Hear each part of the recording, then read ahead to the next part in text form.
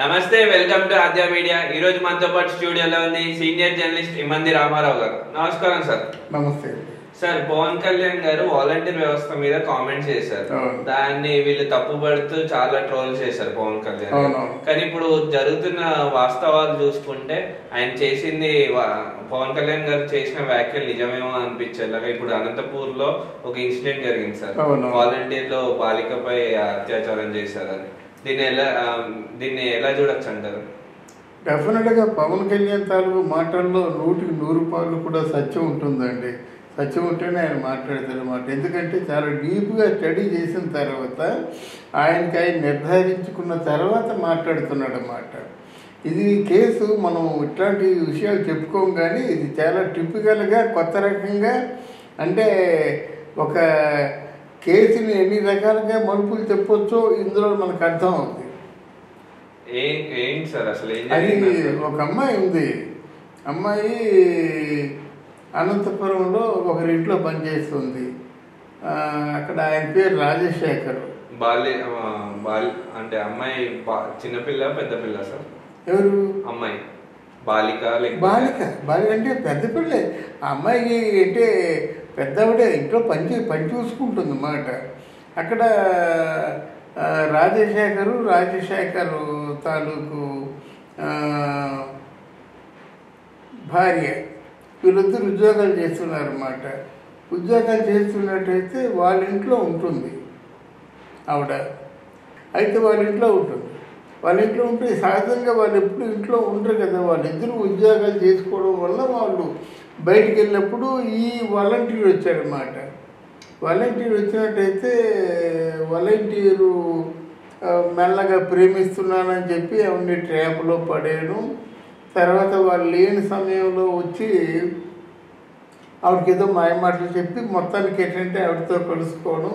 చివరికి ఆవిడ ప్రెగ్నెంట్ కూడా వచ్చిందన్నమాట. అది కుటుంబం అందరూ నిలదీస్తే అక్కడ ట్విస్ట్ ఏమిటంటే ఒక పోలీస్ కానిస్టేబుల్ అవన్నీ ఇలాగ మాయ చేసి మోసం చేశాడు. ఆ పోలీస్ కానిస్టేబుల్ వల్లనే ప్రెగ్నెన్సీ వచ్చిందని చెప్పింది. పోలీస్ కానిస్టేబుల్ వల్ల ప్రెగ్నెన్సీ రావడం ఏంటని అనుమానించారు, కానీ పోలీసులకు కంప్లైంట్ ఇచ్చారు. పోలీసులు కంప్లైంట్ ఇస్తే ఆ పోలీసులేమో పాపం రిమైండ్లో పెట్టారు. 15 రోజులు రిమైండ్లో పెట్టారన్నమాట. సరే, కోర్టులో హీరింగ్కి వచ్చింది. హీరింగ్కి వచ్చినప్పుడు అందరూ ఉన్నారు. అందరూ ఉన్న తర్వాత ఏమో అప్పుడు ఆవిడ నిజం చెప్పిందన్నమాట.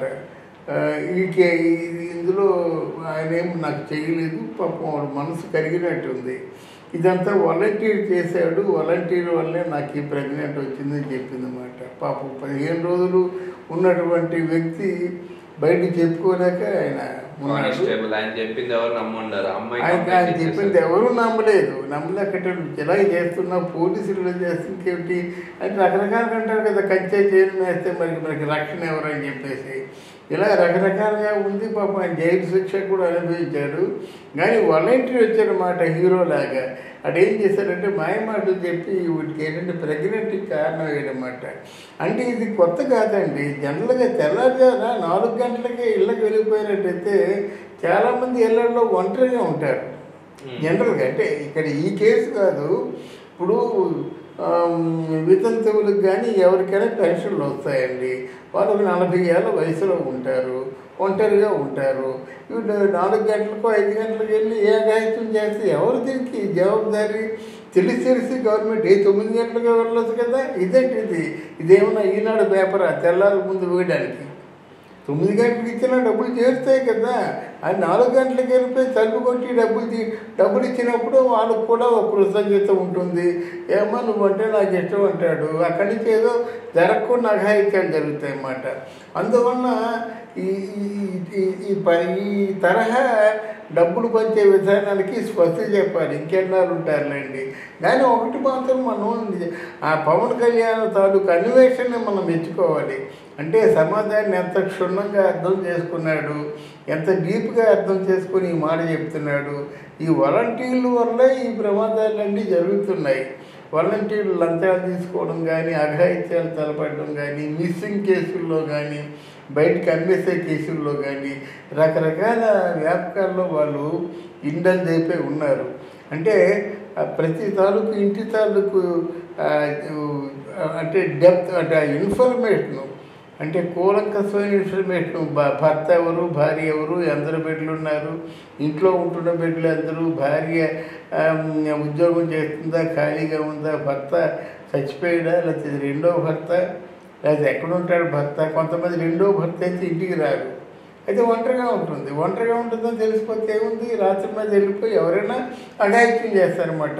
ఇవన్నీ కూడా ఇళ్లలో ఉన్నటువంటి గృహిణులు దెబ్బతినడానికి పనికొచ్చేటువంటి పనులే చేస్తున్నారు, కానీ వాళ్ళకి సేఫ్టీగా ఉండేటువంటి వీలు కల్పించటండి ప్రస్తుతం గవర్నమెంట్. పోలీసుల దగ్గర ఉండాల్సిన ఇన్ఫర్మేషన్ అంతా వాలంటీర్స్ దగ్గర ఉంటుంది. పోలీసుల దగ్గర ఉంటే అది రక్షణ కోసమే ఉపయోగపడుతుంది, వీళ్ళ దగ్గర ఉంటే మిస్యూజ్ ఇలాంటి అగత్యాలు. అసలు ఇన్ఫర్మేషన్ వాళ్ళకి ఎందుకు ఇవ్వాలండి? మన కుటుంబం అన్నది మనకు సీక్రెట్ మనకు ఉంటుంది. ఇప్పుడు మన కుటుంబంలో ఒక అమ్మాయికి విడాకులు ఇచ్చామండి, విడాకులు ఇచ్చినట్టు ఎవరికి తెలియకూడదు అనుకుంటామండి. అమ్మాయి మళ్ళీ తగిన సంబంధం చూద్దాం అనుకుంటాం.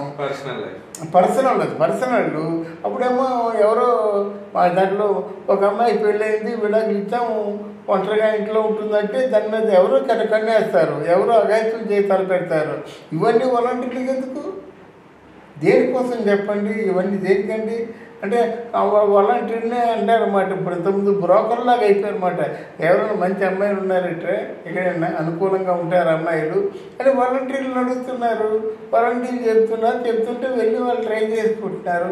ఇదే ప్రభుత్వం చేసే దళారీ పని చేస్తుందా, బ్రోకర్ పని చేస్తుందా అని ప్రజలు అనుకుంటున్నారు. ప్రజలకి ఏంటంటే మరి మార్గం లేక ఏంటిది గవర్నమెంట్ దళారీ బ్రోకర్గా వ్యవహరిస్తుందని చెప్పుకుంటున్నారు అనమాట. ఎంత ఎత్తులు వేస్తారు వైఎస్ఆర్ కాంగ్రెస్ పార్టీ. ఇలాంటివన్నీ మంచిగా దారి తీసేటువంటి పనులు అవి కనుక వాళ్ళు ఆలోచించుకొని ఇది నిజంగా సమాజంలో చెడు జరుగుతుందంటే దీన్ని మార్చే ఏర్పాట్లు వాళ్ళు చేయాలి. అసలు వాలంటీర్స్ ని ఎందుకు పెట్టుకున్నారంట సార్? అంటే వాళ్ళతో ఏం పనులు చేయించుకుందాం అని పెట్టుకున్నారు? అంటే వాళ్ళ కేవలం పార్టీ కార్యకర్తలండి. వాలంటీర్లు అంటే గవర్నమెంట్ చేతి వస్తున్నారు అన్నమాట. జగన్మోహన్ రెడ్డి తాలూకు తిరుగుతారు ఏంటంటే మా మేధస్సు అది పార్టీలో కార్యకర్తలుగా ఉంటే ఇంత జీతాలు ఇవ్వలేరు, 1000-2000 ఇస్తారు. ఆ కార్యకర్తలు పని చేయవచ్చు, పని చేయకపోవచ్చు. అలా కాకుండా దీన్ని అఫీషియలైజ్ చేసినట్టయితే ఒక్కొక్కరికి 5000 రూపాయలు అన్నమాట. నచ్చింగ్ బట్టి కార్యకర్తలు వాళ్ళ ద్వారా ఏం చేస్తున్నారు, రేషన్ ఇప్పిస్తున్నారు, తర్వాత ఏమో ఈ పథకాలు ఇప్పిస్తున్నారు. కనుక ఏంటంటే వాళ్ళకి అఫీషియల్ కార్యకర్తలు మాట వీళ్ళు సమాజంలో అంటే వాళ్ళ పార్టీ తరఫున కార్యకర్తలుగా ఉంటారు. ఇంటింటికి వెళ్ళి మీరు వైఎస్ఆర్ కాంగ్రెస్ పార్టీ మీ కుటుంబానికి ఎంత మంచి చేసింది కనుక మీ ఇంట్లో ఇన్ని ఓట్లు ఉన్నాయి, ఈ ఓట్లన్నీ ఇవ్వకపోయినట్టు మీ పథకాలు తీసేస్తాం, మీ తెల్లకార్డు తీసేస్తాం, మీకు రేషన్ తీసేస్తాం అని చెప్తున్నారు, భయపెడుతున్నారు అన్నమాట. వాళ్ళు సొంత పనులు చేయడానికి పెట్టుకున్నటువంటి వాళ్ళు ఈ కార్యకర్తలు. అది అంటే పార్టీ డబ్బు ఇవ్వకుండా గవర్నమెంటే వాళ్ళకి తగిన డబ్బు ఇచ్చేలాగా వాళ్ళు ప్లాన్ చేసుకున్నారన్నమాట. భయభ్రాంతుల్ని చేస్తున్నారు. అంటే రెసిడెంట్స్ అందరినీ కూడా కుటుంబాలతో ఉంటారు కదా, కుటుంబాలతో ఉన్న వాళ్ళని భయభ్రాంతులు చేస్తున్నారన్నమాట. ఏమో ఓటు అయిపోయినట్టు తెలియజేస్తారు, మనకి పథకాలు క్యాన్సిల్ అయిపోతాయేమో, ఇలా రకరకాలు చేస్తున్నారు. అలా చేయకూడదు, ఎవరు చేయకూడదు. మీరు ఓటు వేయండి, మీ మనస్సాక్షి అలాగ అడగాలి. అసలు మీ మనస్సాక్షిగా ఎవరు పోటీ వేద్దాం అనిపిస్తే వాళ్ళు పోటీ వేయండి. అలాగా రిక్వెస్ట్ చేయాలి. కానీ అలా కాకుండా మా పోటీ అయిపోతే మీకు అన్నీ జీరో అంటే మాత్రం వాళ్ళ మీద కేసు పెట్టవచ్చు. కానీ ఇప్పుడు అంతా అగమ్య గోచరంగా ఉంది. ఇప్పుడు ఎలక్షన్ కమిషన్ కూడా ఏమంటే సరైనటువంటి నిర్ణయం తీసుకోవడం లేదు.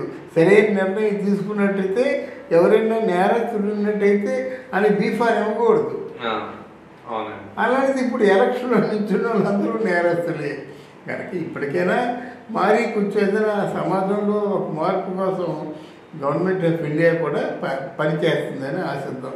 ఓకే అండి, థ్యాంక్ యూ అమ్మా, థ్యాంక్ యూ వెరీ మచ్.